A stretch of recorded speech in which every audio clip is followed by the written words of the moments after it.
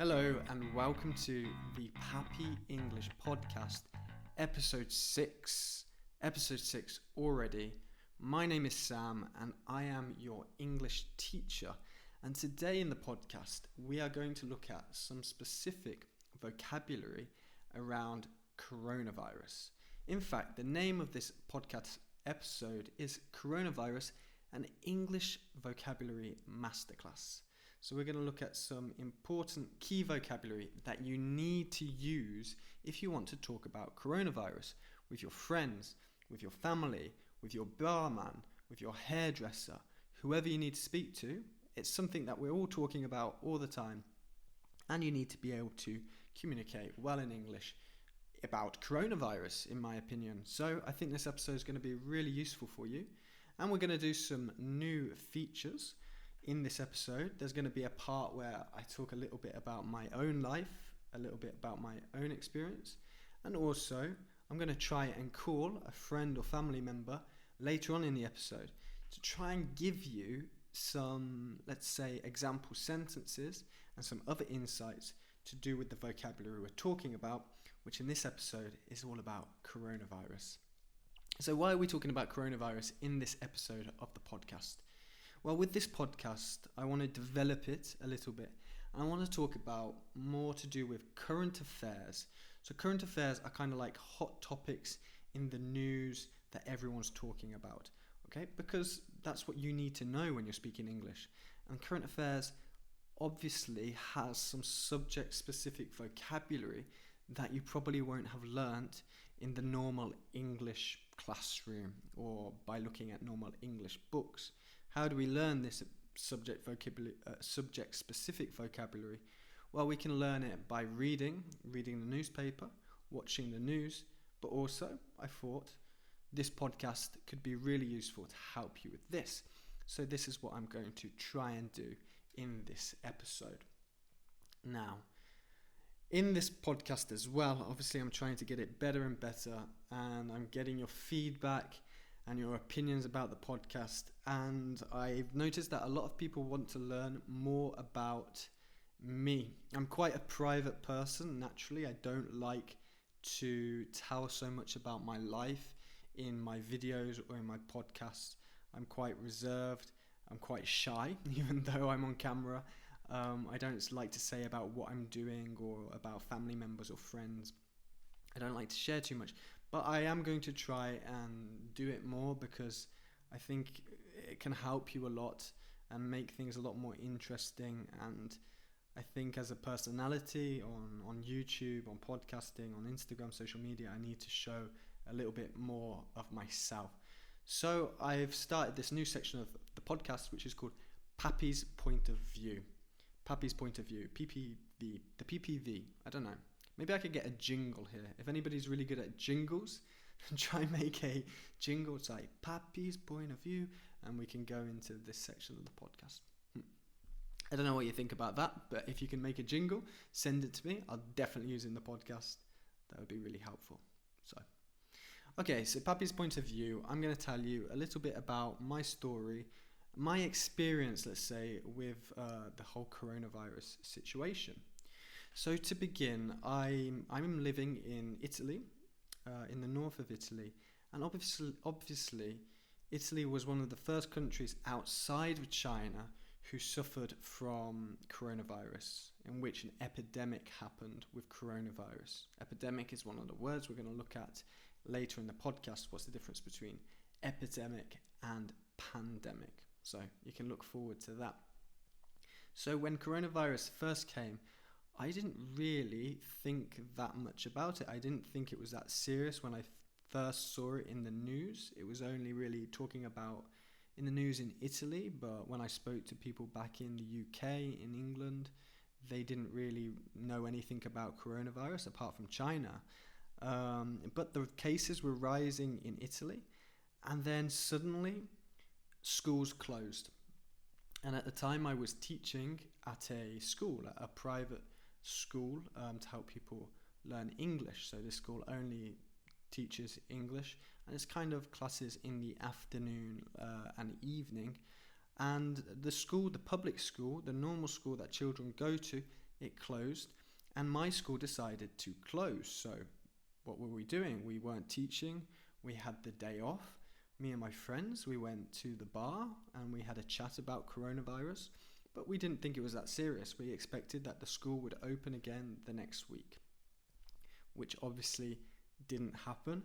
And now we are in, what month is it now? September, and only now are the schools reopening again, but they're still being very careful. So you can imagine how much has happened since then.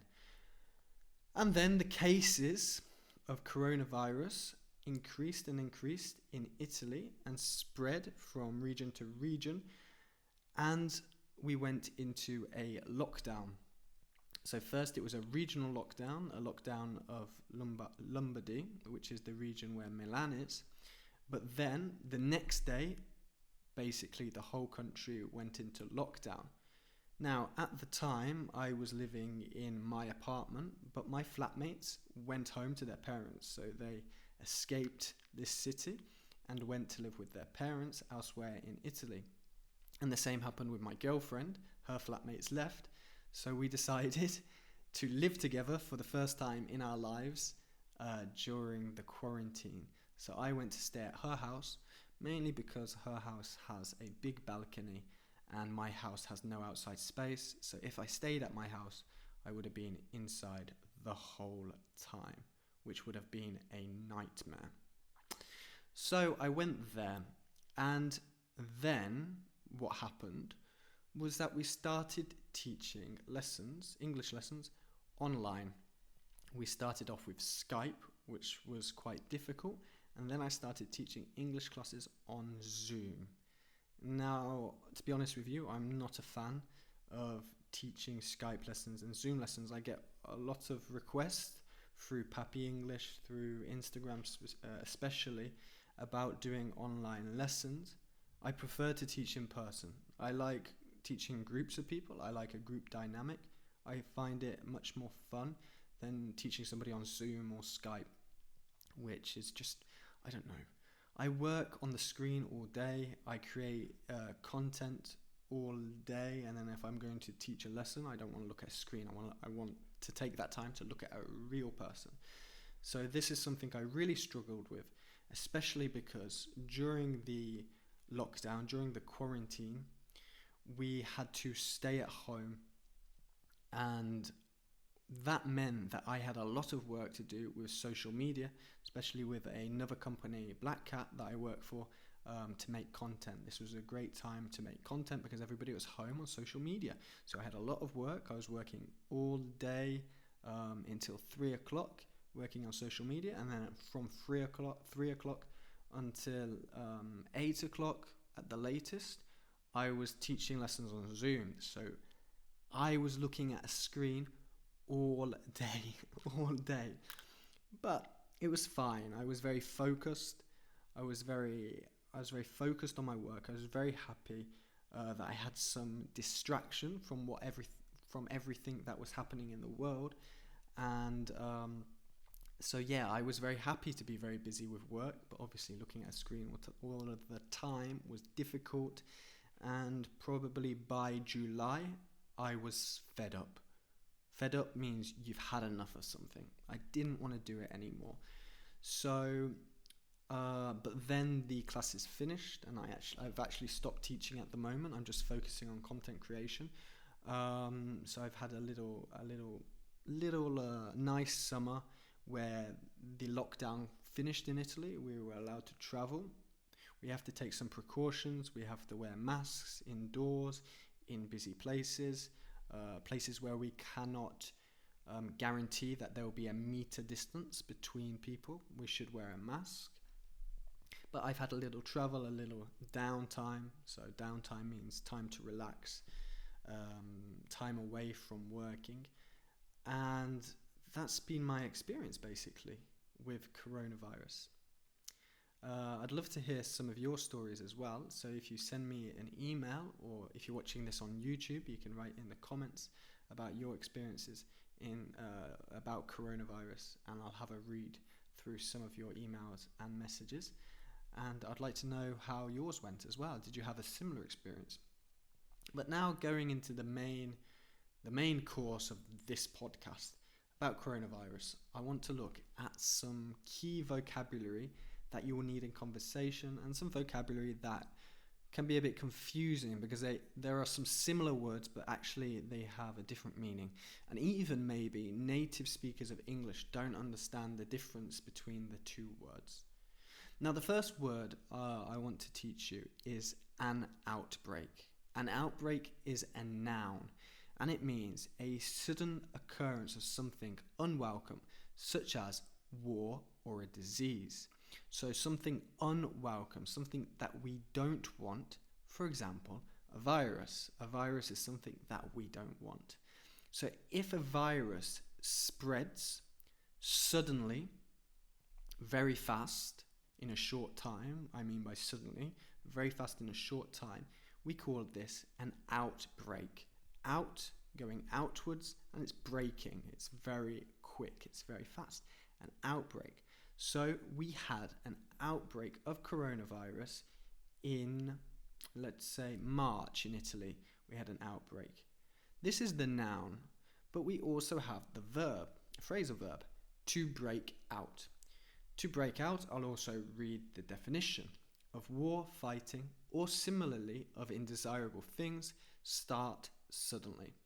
So, war can break out. A war broke out in whatever year. Fighting, I was at the bar, I was at the pub, and a fight broke out between two people at the pub. It happened very suddenly. Suddenly they started punching each other. And again, also with viruses, the virus broke out in March. So we've got the noun, an outbreak, and the verb to break out. Going on to the next vocabulary. What is the difference between quarantine and lockdown? Let me read you the definition first of the word quarantine. Quarantine is a state, period, or place of isolation in which people or animals that have arrived from elsewhere or been exposed to infectious or contagious disease are placed. So, if there is a disease or some kind of infection, a quarantine is when you have to stay separate from the rest of the population or isolated from the rest of the population. Now, I did some research, or somebody told me a story about the word quarantine. Quarantine comes from Latin, from Latin. So quaranta in Italian means 40. 40. So the word quarantena in Italian means like 40 days. So I believe during the times of the Black Plague, so a horrible Black Plague that was spreading around Europe and around many parts of the world, if people wanted to come and visit the city of Venice in Italy, they had to wait 40 days in isolation before they could enter the city. Venice was an important trading port for goods around the world at that time. So if you wanted to go into this place where there were a lot of people and you had to wait 40 days before you could enter and then do your business by trading. So that's where the word quarantine comes from, 40 days. Now, obviously, it doesn't have to be 40 days in the meaning now. You might have to go into quarantine for 10 days or 5 days or 3 months. I've heard some people have been in quarantine because they still have the symptoms of coronavirus. Now, lockdown is a slightly different word. A lockdown, I'll read the definition again, is a state of isolation or restricted access instituted as a security measure. So lockdown is something that the government place where they close shops, schools, businesses. Everything is closed to restrict movement, to stop movement and to stop things happening. So lockdown can happen because of a disease like this. A lockdown could happen during war, during the Second World War. People would go into lockdown in the evenings. Everybody had to go home and turn off the lights and wait for the night to go by because it could be possible that enemy attacks came from planes. So lockdown and quarantine are slightly different in this meaning. The next word I want to look at is the word contagious. Contagious. And this means, I'll read the definition again, something that can easily pass from person to person. So, a disease is contagious, and one of the problems with coronavirus is that it is highly contagious. So, it easily passes from person to person. It is contagious. Contagious is an adjective. Now, a similar word towards contagious is to transmit, which is a verb. And I haven't put the correct definition on here, but I will do it later when I edit the podcast. To transmit means to pass a disease from person to person. So contagious means that something is easily passed from person to person, and transmit means to pass from person to person, to spread, to transmit, to pass on. Okay, this is more of the technical word that you need to use. Also, this is quite a big topic with coronavirus at the moment. Carrier and asymptomatic. What is a carrier and what is somebody who is asymptomatic? A carrier is a person who passes the disease but does not necessarily know that they have it. So this is the scary thing for a lot of people, and for me too. You can be a carrier of the disease, so you have the disease, you have coronavirus, you have COVID-19 in your body, but actually you have no idea. So in that way, you can pass on the disease, you can transmit the disease, as I said before, because it's very contagious, even by saying hi to somebody or talking to somebody in the street, and you have no idea because you're just a carrier, you don't know you have it. A similar word is asymptomatic. So lots of people are talking about asymptomatic people being a big problem with coronavirus. If you're asymptomatic, it means you're a person producing or showing no symptoms. So you have no idea again that you have it, and that's why coronavirus keeps spreading. If there weren't people that were asymptomatic, or such a large percentage of people who are asymptomatic or carriers, people would always get sick and ill, and then they'd stay at home. Obviously, they wouldn't go out, and it would be it would be more difficult, hypothetically, for the virus to spread. But obviously, because so many people have it and don't realize, that's why it continues to spread and spread and spread. The final two words that we need to know from this podcast, so that we're absolute experts about talking about coronavirus, is the difference between the word an epidemic and a pandemic. Okay, even native speakers don't know, well, not everyone obviously, but a lot of native speakers don't know the difference between an epidemic and a pandemic, because they're quite similar things. An epidemic is a disease like coronavirus that affects a large number of people within a community, population, or region. A pandemic, on the other hand, is a type of epidemic that spreads over multiple countries or continents. So let me explain this clearly. When there was coronavirus only in China, it was an epidemic. It covered one country or one region. Even when it was in Italy, it was also just an epidemic because it was only covering a few places that were suffering from coronavirus. But then, when coronavirus went global and spread all around the world, it then became a pandemic. So now coronavirus is a pandemic, which is a type of epidemic, a global epidemic. Now, obviously, epidemic, I think of the word epicenter, which means the point of where something starts. So epidemic, epi, is kind of a singular point, while as pandemic is something that spreads over large places, large regions. So epidemic, small point, when something is spread a lot, it becomes a pandemic. Makes sense linguistically. And that is all of the vocabulary I think you need to know. Well, the key vocabulary you need to know about coronavirus. What did we have? An outbreak, to break out, quarantine, lockdown, contagious, to transmit, a carrier, asymptomatic, an epidemic, a pandemic, and now, guys. So this is a little bit of an experimentation. I haven't told anybody I'm going to call them, but I want to call somebody and try and see if they can give us some example sentences. I think it would be quite fun and interesting. I don't know if they're going to speak to me. Maybe they just hang up. But I'm going to try and call somebody. Who shall I call? I think I'll try and call my mom because she usually answers me and see what she says. Maybe she doesn't want to talk, but I'll see, and hopefully she'll give us some example sentence and maybe tell us a little bit about her experience with coronavirus. So let's try.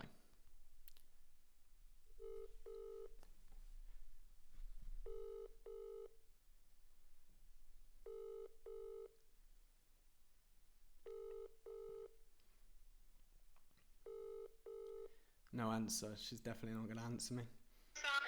Hey Mom, you're right. Yeah, Yeah, I'm just recording my PAPIEnglish Podcast. And I wanted to do a new feature on my podcast in which I call a random person, and I asked them to give me an example sentence with some vocabulary that I'm teaching. Yeah. So you're being recorded now. It's not live, don't worry. Thank you. But so first of all, what is the situation like in Wales with coronavirus? Cases are rising. People are not having any rules changed yet, but I'm sure they will do over the next few days. Apart from that, But you're allowed to go out, you have to wear masks. What's the situation? you don't have to wear masks apart from the lockdown areas. You're allowed to go out, you're allowed to go to pubs, you're allowed to go to restaurants, as long as you social distance. Okay, so Mom, basically these are the words I've been teaching. An outbreak, to break out. Can you give an example sentence? I'm putting you on the spot, but an outbreak or to break out. The man broke out. Break out. Yeah, break out, you can give it like the phrasal verb, to escape. Also, like with coronavirus, when did it break out in the UK? As early as February, coronavirus broke out. Yeah, because it was a couple of weeks after Italy, wasn't it? Yeah. Okay, also, I've got the word contagious and to transmit.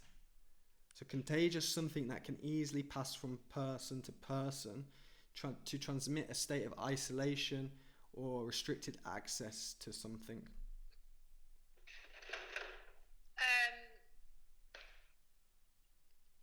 Coronavirus is very contagious, and to prevent transmission, people wear masks.